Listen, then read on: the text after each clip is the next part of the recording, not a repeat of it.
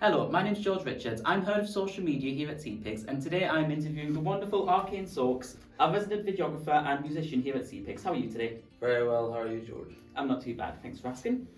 So I think first question, just because I've always been curious of, where did the name come from? Because I'm assuming that's not your legal name. No, it's not the government name. Well, my real name is Sam Oakes, and so S, first initial, surname Oakes. That was my nickname growing up. It sounds obscure. Anyone who has met me for the first time and I've said that's my pseudonym, it sounds obscure to them, and I can appreciate that it does. But I had to have Soakes in there somewhere, because that was my nickname growing up. And I didn't want to have it, for some reason when I was a kid, because I made that name up when I was like 16, and I didn't want to have a monosyllabic name. I don't know why. I think it's because like not many rappers, there aren't many rappers with monosyllabic names.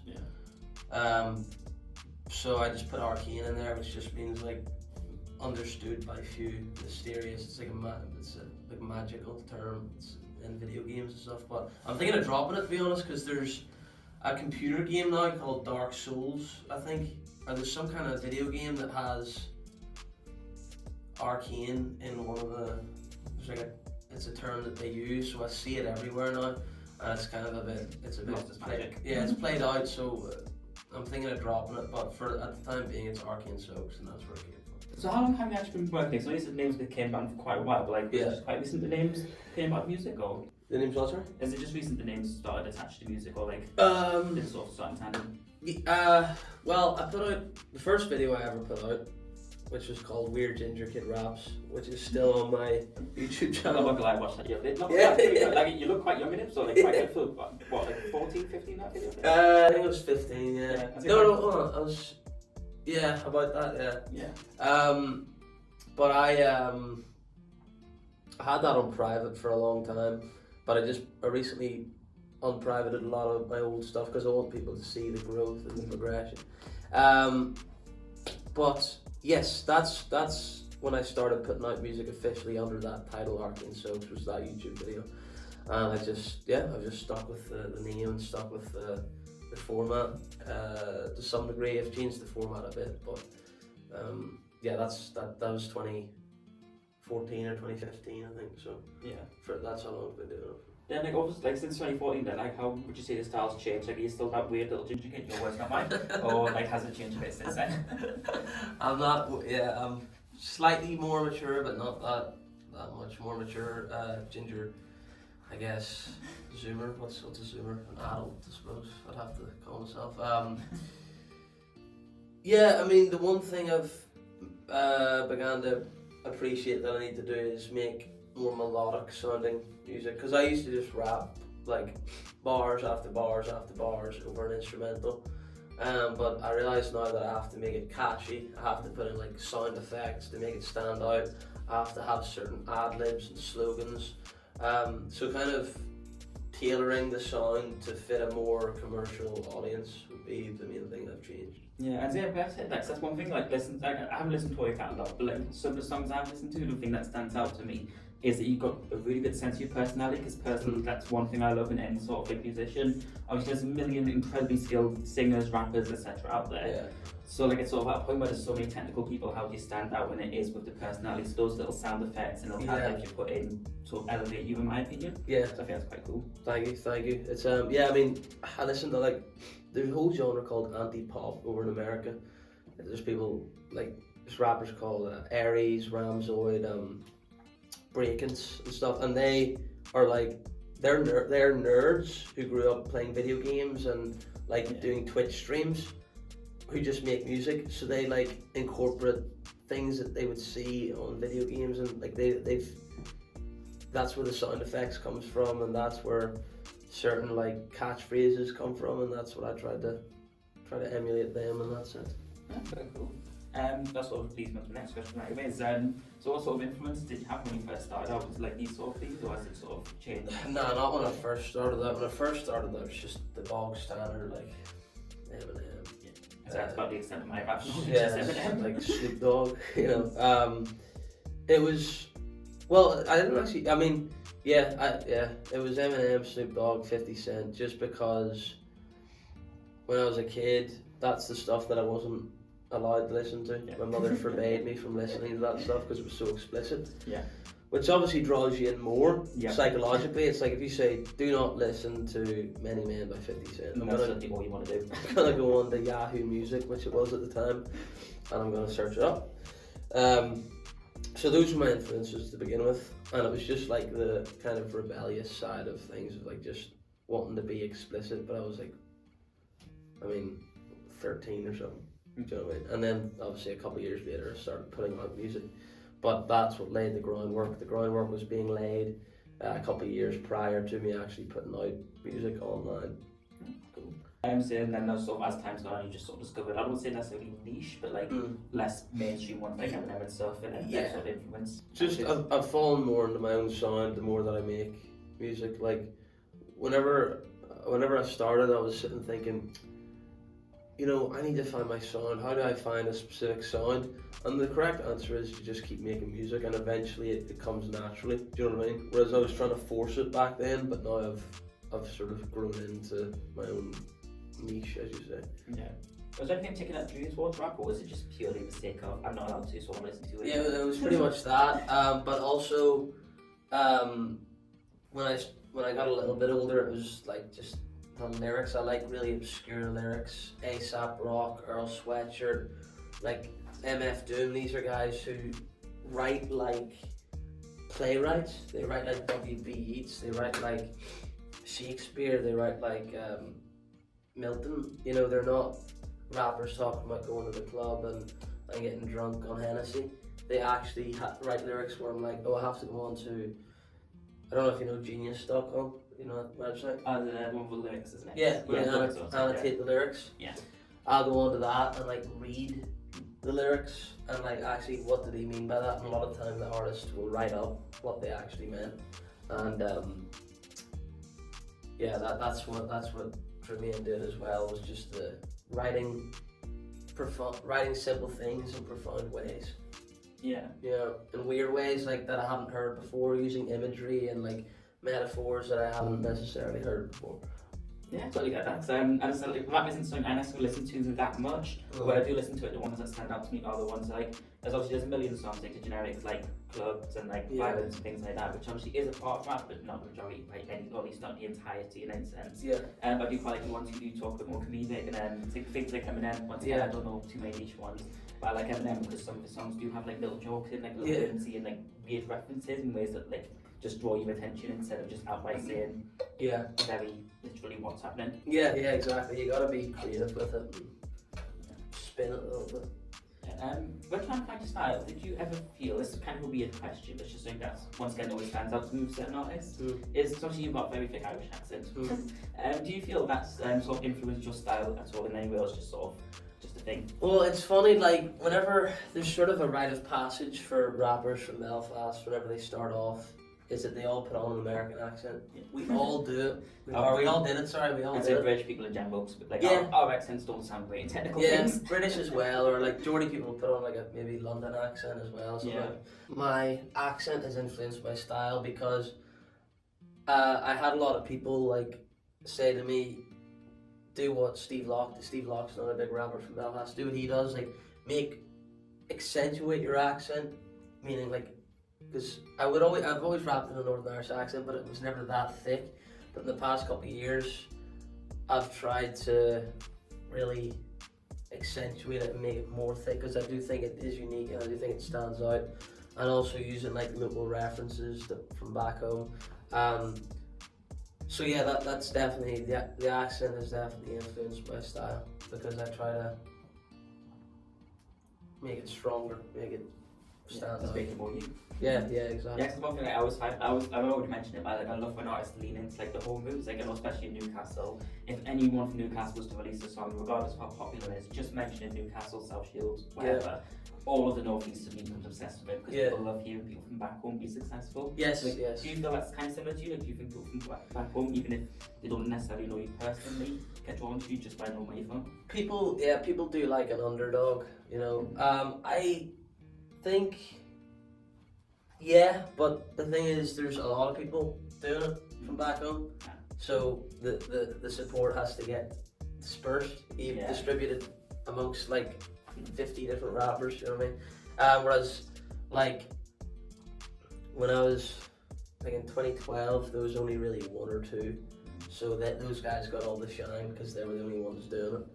But yeah, I do have people say like, you know, fair enough for doing it or whatever. They say like, you know, there's kind of this idea that it's like courageous to put yourself out there in the public domain. A lot of people think that. I don't really think that. You know, I'm not storming the beaches of Normandy. I'm just rapping and putting it online. But people always do say that. It's like, you know, fair play for putting yourself out there or whatever. When I go back home, and it's nice, but it's like, it's not really that. Yeah, see, that's because like I do like fit performing arts here and there. Like I always feel like that's kind of like almost a backhanded compliment of like, well done for going out no matter what. But what do you mean no matter what? I thought it was quite good. yeah. It's like it's insinuating that you've got confidence for putting yourself out there. Yeah, I know that's never what they mean. It just always comes off that. Yes. No, I know. I know what you mean. So that's what I'm thinking, like, just because like, I'm genuinely curious. Like, so what part? Because I'm not even sure if like Northern Ireland or Ireland. Yeah. Like, which part of like where you from? Well, I'm from Lisburn, but I always just say Belfast because Lisburn, from Belfast to Lisburn, it's continual build up, and Lisburn is such a small city and no one knows where it is. It's only a city because it's got a cathedral. So I just say Belfast, Greater Belfast, but I'm actually from Lisburn officially. Yeah, I get that because I'm technically from South Shields, but I just say Newcastle. Yeah. Because I mean, up north everyone knows South Shields, but down south, unless you're not sure you've never heard of South Shields, unless if you go down south. If you go on holiday, you're not going to say South Shields. Exactly. If you meet someone in Spain, like South Shields, where's that? Exactly. Same with me. And especially the south part of it makes them think South Big, like it's very not South Big. Yeah. So I know you said you've been doing quite a few years then. So like how did you actually get started? Like how did you develop your skills first out, or was it just a case of press record and see what happens? The start was that. It was literally just I took the webcam on my dad's computer, and literally just hit record on like the built-in software for recording. Yeah.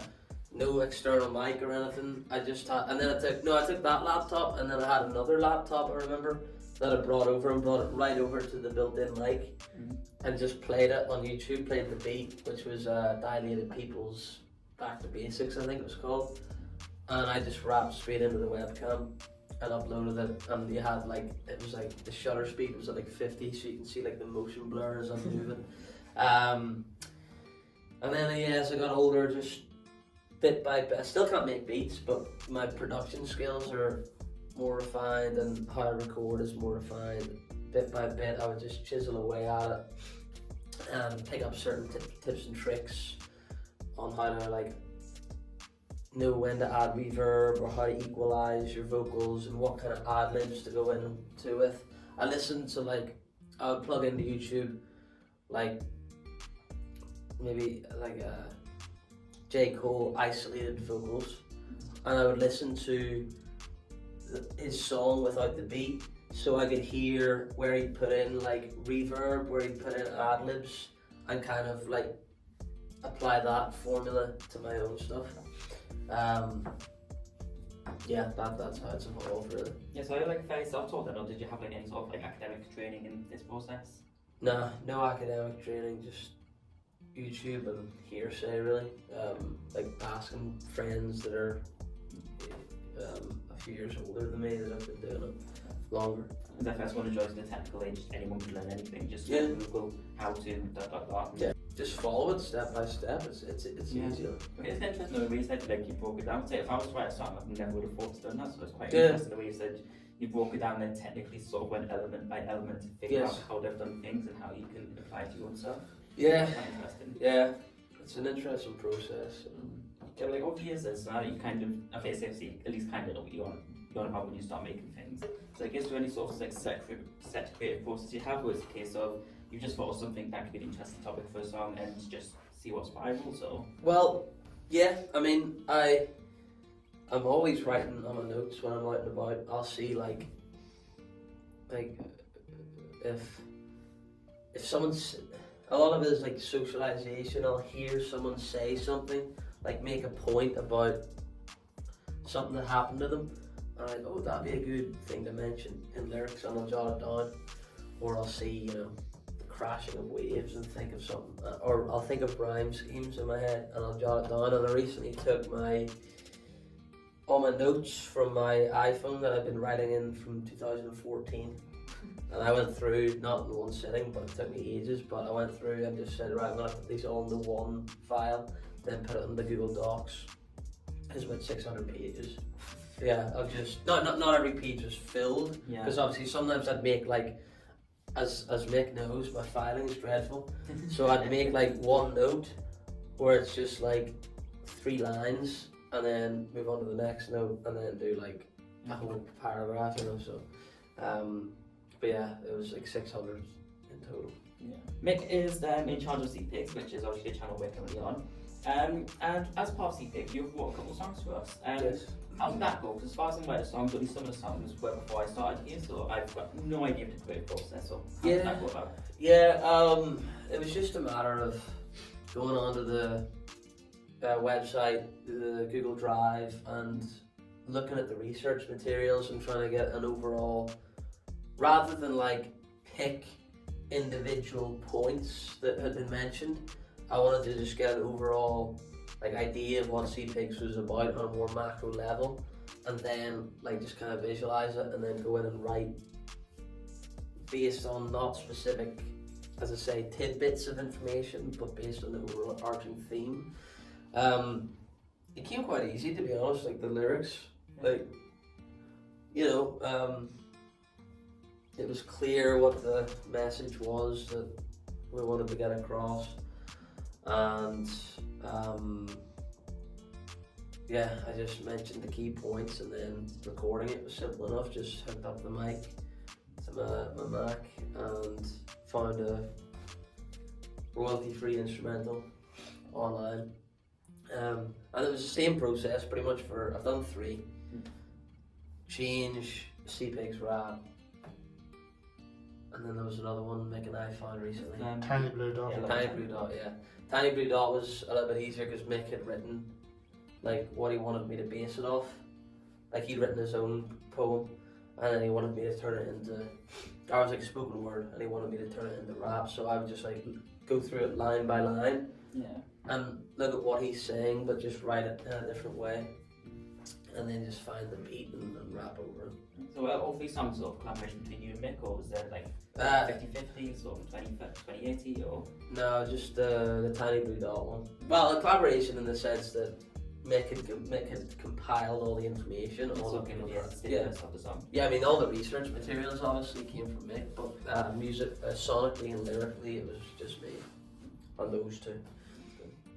So I do like that he gave you loads of free range creatively, like with the song, and like other than sort of here's the stimulus, make a song, have fun. Yeah. So I know like as like somebody does like do arty stuff himself, like as fun as it can be working from constraints, having someone else constantly sort of looking over your shoulders, like, oh make this faster, make it slower, do it more like this, that gets really frustrating really fast. Yeah. So I do like that. And I say like up to 3 songs, I think my personal favourite one is Change, the one we wrote on our eBook, which is currently available online. Go on our YouTube page, we've got a song there, full song there, and the link to the ebook is available on our website. Nice little plug there. It is, yes. And so that's my personal one, because I quite like it. It's like kind of a bit more downbeat and like a bit slower. Yeah, it's more chilled. It's like quite poignant, and there are quite a few bits there. I don't necessarily want to say jokes, but like more light-hearted lines in it, considering it can very easily be a very bleak, very dark song, especially being that it's a slightly slower rap compared to the other 2. Yeah, that's right. Yeah, what about you? Do you have a personal favourite of the 3, or like all your babies where you can't choose a favourite? I'm sort of sick to death of the SeaPigs Rap because I've been going through the Kickstarter. SeaPigs Drifters. With a fine-tooth comb for the past 6 months. So that one kind of, but I mean at the same time I'm also more familiar with it, so it feels more like closer to me. That's a good question. What's my favourite one? Probably Change, and probably for the aforementioned deep points that you said about it being more lighthearted and more comedic. Or maybe I'm just thinking that because the visuals are also quite comedic with the video's quite lighthearted. How did we make the video? How did we make the video? Oh, right here. We made it right here. Process. Yeah. Well, we basically, we had still images first from my stock. I just went through the song and whatever I heard, I just searched. Like that was a very simple process. So like visualizing what the lyrics say. So if the lyrics were to say obviously you mentioned a lot, but say it mentions your environment, you would say look for environment, or if it mentions something more specific like trees, look for trees. More specific than just environment, because sometimes it grates me a little bit when I see a music video and they literally just show what's being said. It's like, it's better to get something that's tied into what's being said or relates somehow. Yeah. So like if you were to say, I'm feeling really energetic, rather than have you dancing all energetic, you could have like a cup of coffee just sitting on it, because coffee represents energy. Yeah. It's like a metaphor. Semiotics, that I believe is the word I learned. Is that, yeah? I think. Oh, it is, yeah. Semiotics, the theory of signs.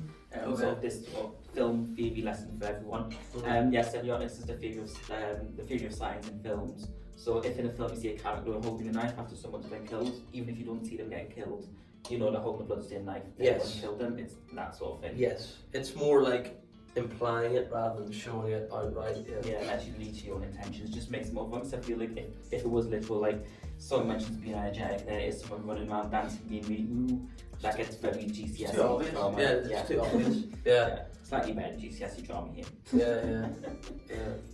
I know you mentioned that process for how we created the music video for the Change song. Yes. How would you say that differs or compares to the rap or the video we made for the Kickstarter rap songs of SeaPigs Drifters? Very different process, because obviously, as I said, the ebook was 80% still images. So there wasn't anywhere near, there was no cutting. Obviously there were no jump cuts, apart from going from, you know, the books being thrown at the teacher to like her sitting at the window, like each individual still shot. Obviously there was a cut, but like there was no fishing through hours upon hours of footage. It's chalk and cheese really, because there are two completely different videos altogether. I've preferred editing the Kickstarter though, because you get to see the progression. We've been doing it now from October or November, so there's so much growth, just refining it every time, and I like that. I like trying to get to that point of singularity where, okay, my work is done. We can put down the easel, step away from it, and put it out into the public domain. So yeah, that's definitely been a more enjoyable process. Although I did quite like playing about with certain effects on the.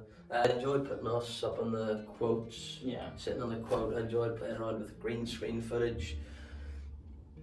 Yeah, exactly. It's quite cool. I know like when I edit things I haven't edited anything properly for a while since being a videographer. Like I know it's quite fun sometimes just having a play, being creative. Like as great as it is, like putting like things really finished, really refined, really polished. Yeah. Like I feel like it would have been really fun editing the Change video, just because it's something that we're made to be really fun, really weird, and just have a laugh. Yeah, exactly. So I feel like that must be nice, not having that pressure to make it necessarily perfect. Just have a play with. Yeah, you can't take yourself too seriously, and you gotta enjoy it.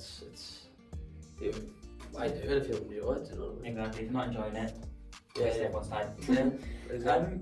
Right, well, I think that sort of leads to the end of the interview. That's all my questions asked. So, sort of just to finish off, is there anything you want to plug just before we wrap up? I got a new music video coming of my own on March 10th, and then an album later in the year at some point. I'll definitely listen to that when it comes out. Thanks. Yeah, so thank you for the interview. You've been a wonderful person to speak to today. Thanks, enjoyed it. And if you check in the description below, you can see all the links to Arcane Soakes and YouTube, all the other things. And you've also got a podcast, haven't you, I believe? Yeah, Arcane Soakes TV. There we go, so I'll make sure to plug that in the bottom as well. And thank you for watching. Take care. Bye. Yep.